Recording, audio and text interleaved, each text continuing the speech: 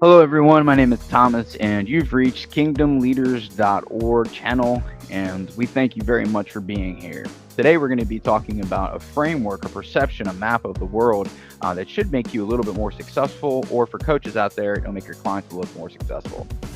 So you guys are welcome to share this, comment on it. We want to get a good conversation. This is going to be on YouTube. It's going to be on TikTok. And it's also, the article is part of our Kingdom Leaders Digest on LinkedIn. So if you have that, please subscribe and join that, because we put out a bunch of stuff. It's not just us, it's every single person that's a part of us and it's affiliated with us. All right, so I'm going to go ahead and share my screen and we'll start talking about this directly from the article. All right. So the question is when did hard work become such a bad thing? Unfortunately, it looks like my generation and I are responsible. I'm just going to get that, change that very quick. So it looks like my generation and I are responsible for this. And I heard this question as part of a commercial yesterday, actually, and it hit me hard. No pun intended, but the pun is intended, I think, because I left it in, but that wasn't intended. So, but I want you to ask yourself a question. Is there anything good that you've done or something that you're proud of that wasn't hard? For me, the answer is an astounding no. Why would I be proud of something that was easy, right? When somebody does something easy, do we clap for them? Do we give them a standing ovation? Of course not, right? Because it's easy. The only thing I could think of that somebody would be proud of when it comes down to easy is if me and my team made something easy, but getting there is very hard, very hard. So I have heard horror stories about people getting fortunes inherited, winning the lottery, and then it ruins their lives. Why is that though, right? That should be a blessing, right? It's because the person didn't earn it, right? Those are our examples for it. They didn't go through what was necessary to achieve that thing, to learn the lessons that they did in order to get the skills and abilities in order. And where's that come from? That comes from the hard work. So there's two phrases that came to mind when I thought about this, and it said, be careful what you wish for, be careful what you pray for. One is a secular mindset, and another one is a spiritual, God-fearing, Christ-loving mindset. So it's be careful what you pray for sounds similar to the statement, be careful what you wish for. In the case of be careful about what you pray for, I found that the big man of sales has a very standard operating procedure, and it's consistent, and it kind of works something like this. If you pray for something because he loves you so much, he will make sure that whatever you're praying for, if it's going to hurt you, you don't get it. And that you're actually going to be the type of person who can handle it and own it. Okay. It's not going to cost you too much. So that's rule number one. Rule number two is that to be that person, you have to improve yourself in some way, such as practicing patience, wisdom, knowledge, love, understanding, etc. And those fantastic attributes that are necessary that you have to gain, I wrote down some of those below. But this is what's going to cost you as well, right? So it's going to cost you time, it's going to cost you patience, it's going to cost you knowledge, wisdom, skills, trust, reputation, energy, and creativity. So let's move on to the second one. Be careful what you wish for, because you might get it. So in life, there is always a sacrifice to exchange something of value of something of higher value, okay? You don't want to pay for something that is worth less than the currency that you have. That'd be silly, right? So the same thing applies here. That means if you want to have enough money for financial freedom, that's going to cost you. What's going to cost you? Time, patience, wisdom, knowledge, right? What I find truly remarkable is that when you pay that cost, you actually get some things that you didn't count on, which are of more value, and we need to perceive those things, guys. What are the attributes that are listed, which are some of the attributes that are listed above? Those things grow, right? Our tank gets bigger. We can hold more trust, patience, knowledge, and wisdom, right? And we can also, our turnover is better, if you will, our rate of return, okay? So once the person has gained these attributes, they can get what they want and do it repeatedly, protecting what they have. So resources invested produce growth, and growth leads to change is our next section. So this goes for having a relationship or a marriage or monetary success, or once again, anything of actual value. So you can think of it in terms of exchanging resources of gain for value. I'm labeling these things as resources because you have a limited amount every single day, and depending upon how you spend them will depend on your result. Here's a fun statement. If you had what you wanted, then you would have already done the things necessary to get what you wanted, and we become the type of person necessary to get the things that you want, but you haven't. So you don't have the things that you want, but thank God you don't, because if you did, they would harm you, ruin you.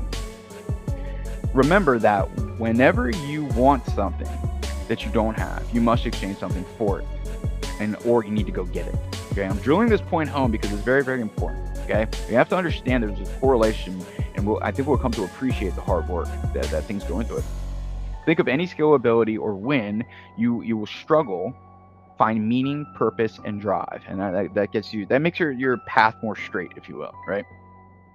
So the question becomes, what is the cost? And that's what you should be asking yourself too. When somebody says, "Oh, you can do this, you can do that," your next question should be, "What is the cost, sir?" Okay. And they go, "Oh, it doesn't cost anything." Well, that doesn't make sense. It always costs something. Tell them it always costs something. So that's become a game of value, right? You won't pay for something. Let's say something's worth $10. You wouldn't pay $100 for it, right? No, because the value is not there. So you won't be willing to pay the cost of something without value. It's as simple as that. Some people want to become less. I'm sorry. Some people want to become famous, and if you're famous, then you're spending your privacy, right? So when famous goes up, privacy goes down. The more famous you become, the less privacy you have. Your skills, ability, knowledge, wisdom, and patience, and all the capacity to produce and store these reflect the growth and the level that you've made. Growth is a fantastic thing. When plants need to grow, they need sunlight, water, and nutrients. That all goes into something great, and then it produces something else. So here's some other examples of growth. I had fun with these, so keep up. Number one, trees. Parts of them need to be cut off in order to grow correctly. I'm sure that's pretty painful. I can only imagine. So I put this, I'm gonna take this off of bold. I apologize. All right. So faith, right? In order to build my faith, I need to be put in doubtful situations with perseverance combined with faith, right? So faith builds my faith in essence, right? Where's that faith come from? Faith comes from the Lord. Metal. So it must be melted to be changed into what it was meant for, right? Muscle strength. Okay. We must tear our muscles down in order to make them more robust. Knowledge. We must take the time to study. Wisdom. We must experience pain. Patience. We must have an experience of frustration. Mental and spiritual strength. There is no true breakthrough without sacrifice. Economic growth. Our economy has periods of troughs, right? Recessions, depressions, expansion, and peaks. And we constantly go through those, right? They're all necessary. Perseverance. Testing of faith provides perseverance. Good soil. You must till the soil, which I'm sure is painful for the soil too, in order to hold those good nutrients. You can't have barren land, right? Roots. The seeds must die before it multiplies. I thought that was pretty cool. Diamonds. Everybody knows about those. They need to be formed under extreme pressure.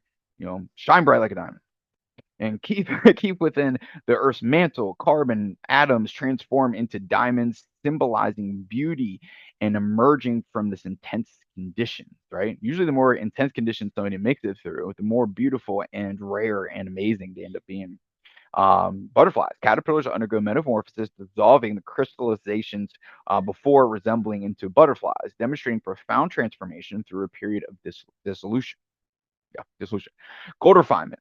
Raw gold is purified, heating at high temperatures and impurities to separate, resulting in gold, a process that requires intense heat to achieve purity. That's why it's one of the biggest examples in the Bible of progressive growth, right? Is this gold. You're getting rid of your impurities. Well, he gets rid of them. But anyways, invest wisely and you'll get what you give. So most people, for the majority of the time, are generous with their most important resource. They spend hours watching other people win, right? So you're being very generous with your resource there. You're watching other people win versus gaining more resources and abilities to be able to win, so you can help others, right? So they spend patience with those who are not going to give it back. That's a waste. It's a horrible exchange. The most challenging thing to accept is that what you own or directly reflects on how good you are investing. Okay. We're not talking about dollars here. We're talking about your natural resources, right? That patience, that time, that energy. One of the most basic concepts or principles of investing to understand is that a reward has a direct correlation, except in life, or I'm sorry, risk versus reward has a direct correlation, right? So you have to have, in order for me to have a great chance of reward, I also have a great chance of risk. I'm going to go ahead and change that. Apologies. Okay. So is there a direct correlation? Except in life, there is a direct, except in life, there is a direct correlation. Good soul, why don't they go away? There's a correlation between work and growth. Okay. So if you expect a large amount of growth, guess what? You're going to have to spend a fair amount of work. Okay, there is a correlation there. It's unavoidable. Any investment person will tell you you can't have risk without reward. And I'm here to tell you that you cannot have work without growth and growth without work. I think, yeah. So when struggling, you must focus on what new ability or attributes you can gain while knowing it is around the corner. So as you're going through hardships, you're building something, and that's the thing to focus on. And then you end up creating this superpower, if you will, right? Where other people are like, "Oh man, this is horrible. We're going through this." And you're going, "Heck yeah, I'm getting perseverance right now. I'm living right now." Watch. When we get through this, I'm gonna be golden and diamond. So when struggling, you must focus on that new ability or attribute to be able to gain. In the same respect, when surrounded by material things with benefits of hard work, you had better find a way to grow. Otherwise, growth will see you, okay? Or will find you. Let's go and change that. Okay. Find you. I don't care if you think that's incorrect. Or you will slowly start to lose what you have. See, it went away. Listen to me. When you are blessed with a reward, you are to be a blessing to others. This is not just, and hear me out on this. This is not just a Christian based concept. First off, it's other walks and religions and theories of life, but this is an actual applied equation. When we watch somebody else who has blessed themselves too much, what happens? The person finds desperation and sadness. We build up a sense of resentment, right? We have a sense of envy to that greed. So you get a proper reward based on the value of what you give. Inside of us is a correlation between what you get and what you offer. When we focus on the self, we become selfish. I actually did that one on purpose, right? Selfish. That's you're literally focusing on yourself too much.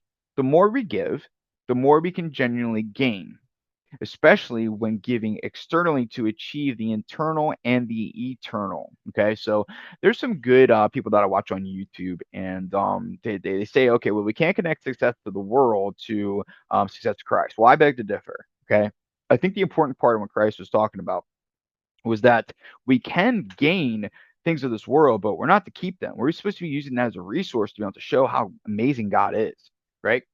So it's not the gaining of the resources, it's what you decide to do with them after, right?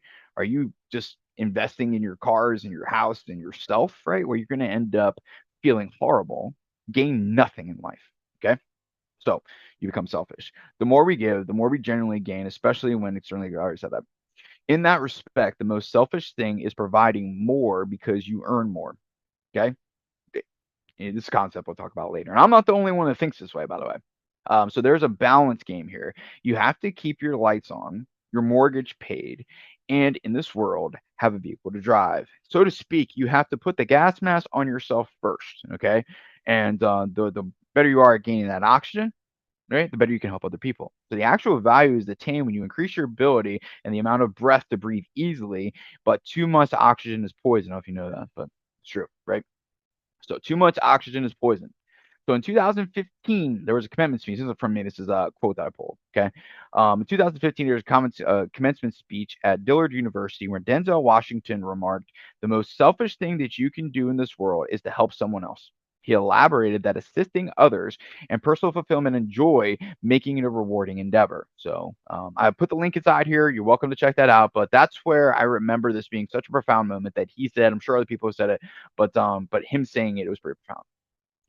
So, the absence of hard work should increase worry. I hope this article changes the minds of some of the people in my generation to know that without hard work, there should be apprehension.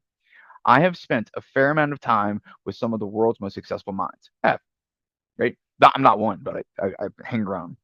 They are different from others in so many ways, but they are in a class of their own. The main attribute that they all share and they all have in common is something like this: when others are content and happy with the results, they are nervous and moving to achieve more. Some do it through selfish acts, right? Because they're selfish. And then the good people, they're like, man, I want to help more. I want to do more for God. I want to do more for my family. I want to do more, and they know that takes hard work. So if they don't feel that sense of discouragement a little bit from like, man, this is hard, right? Then something's wrong, and they're not getting ahead, and their competition is coming for them. So it isn't about the money, power, legacy. They crave the feeling or knowing they are putting in the work that builds the character that they have to come to enjoy. The goals and motivation can't be seen. Okay. They are the most dangerous enemies to have, okay? And they are the best partners you will ever have. I believe my generation is coming to know this, and I hope for my kids, I have 4 of them, and my generation after us learn this vital skill and the truth that has been lost. So remember that anything I think that's just, yeah, that's oh, just get rid of it. Okay, I'll do that. I'll do that. Hold on, I'll do that. Sorry, guys. Sorry, guys. Okay. Remember that anything that's worth doing is hard, and the next time you feel a sense of struggle, you be reminded that this message right here, that you are doing something right. That focus on what is building inside of you. Get excited. You are not failing or getting worse. You are actually growing. Okay. So thank you, Grammarly, for being the biggest pain in my butt ever. I like that word, but no, it's hard. That's the name of the. Come on, Grammarly. All right, so here's some scriptures for those of you that are curious that back up these two messages. So giving is when you truly get what you need. Okay, so this one is Luke 6:38. It says, "Give and it will be given to you. A good measure pressed down, shaken together, and running over will be poured into your lap. For the measure you use, it will be measured to you." Proverbs 11:25. So this is Old Testament. A generous person will prosper. Whoever refreshes others will be refreshed. Acts 20:35. In everything I did, I showed you that by this kind of work we help the weak, remembering the words the Lord Jesus himself said. It is more blessed to give than it is to receive. He's a pretty smart guy, right? And God. Romans 5:3-4. Not only so, but we also glory in our sufferings because we know that suffering produces perseverance, character, and character, hope. Okay. Investment in resources leads to ability. So consider it pure joy, my brothers and sisters. This is James 12, 1, 2-4. Whenever you face trials of many kinds, because you know that the testing of our faith produces perseverance. Perseverance, finish its work that you may be mature and complete, not lacking anything. And then 1 Peter 1:6-7. In all that you greatly rejoice, though now for a little while you may have to suffer grief in all kinds of trials. These have come so that proven genuineness of your faith and greater worth than gold may result in praise, glory, and honor when Jesus Christ is revealed. Therefore, so this is 2 Corinthians 4:16-17.